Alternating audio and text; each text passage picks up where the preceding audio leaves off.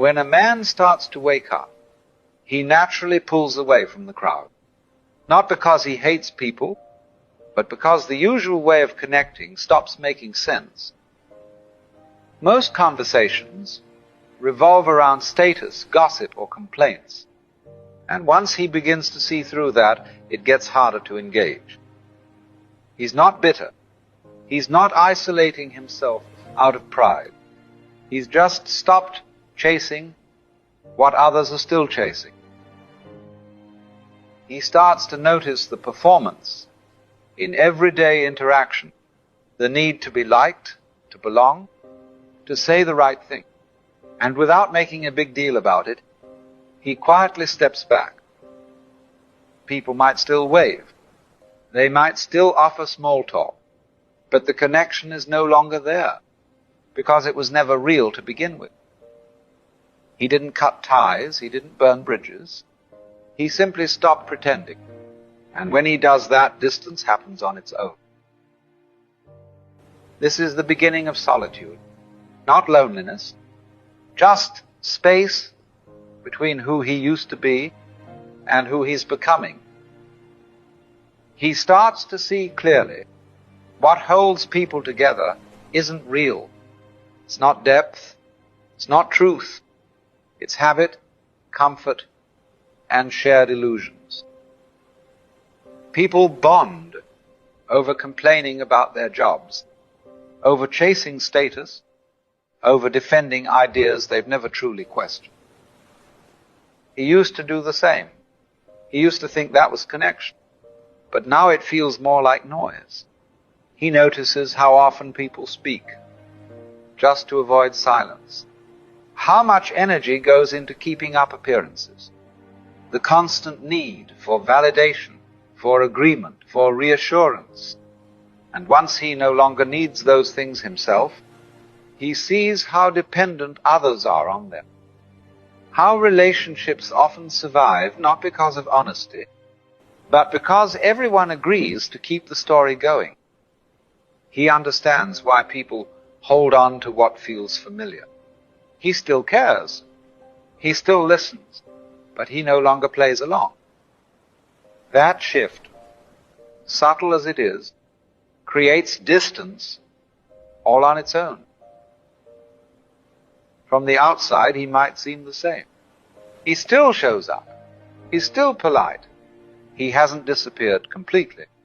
But something fundamental has shifted, and the people around him can feel it, even if they can't name it. They sense that he's no longer trying to impress anyone, that he's not looking for approval, that he's not playing the social game anymore. Some find it admirable, others find it unsettling, because he's no longer easy to read, because he's not performing for anyone.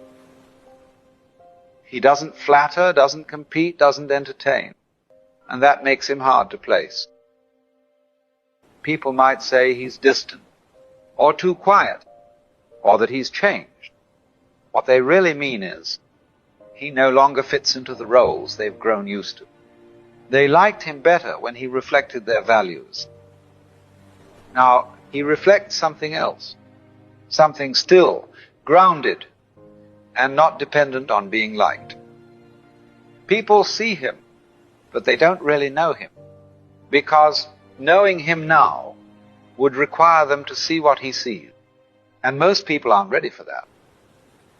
He once believed that staying connected meant staying involved, showing up, participating in conversations, maintaining appearances. But with time, that definition changed.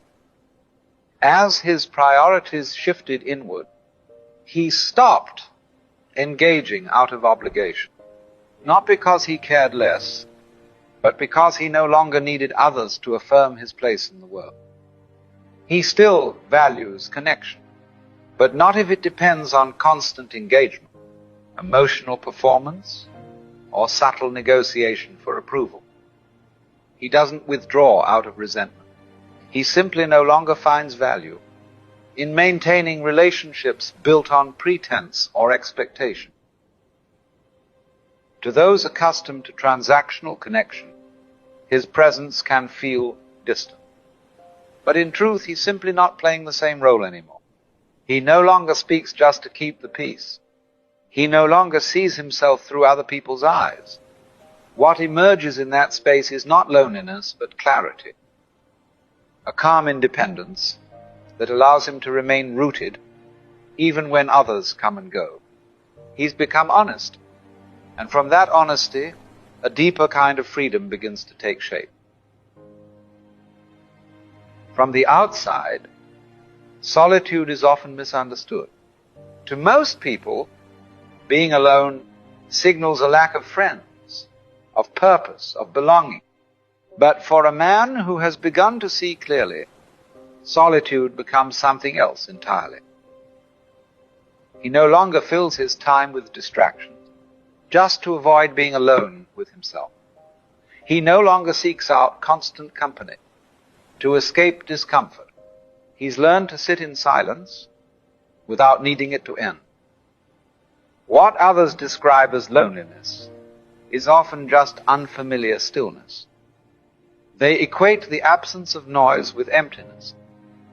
He's realized that most of what fills a typical day, talks, tasks, and duties, is just noise pretending to be important.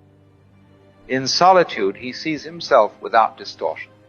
There's no one to impress, no image to maintain, and that clarity, while uncomfortable at first, becomes a source of strength. He doesn't avoid people, but he also no longer depends on them to feel complete. This shift usually confuses others. They assume he must be withdrawn, disconnected, or even arrogant. But in truth, he's simply content with his own presence. He has faced the silence most people run from and discovered it wasn't silence at all. It was peace. As he grows more inwardly stable, he becomes less predictable to others. He hasn't become cold. He is simply no longer dependent. And in that detachment, there's a kind of depth that can't be found through attachment. Once he wakes up, he can't unsee what he sees.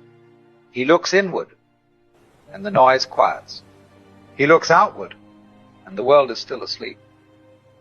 He sees the false certainty in people's eyes, the roles they perform, the beliefs they never question, the constant movement that masks an inner stillness they haven't touched.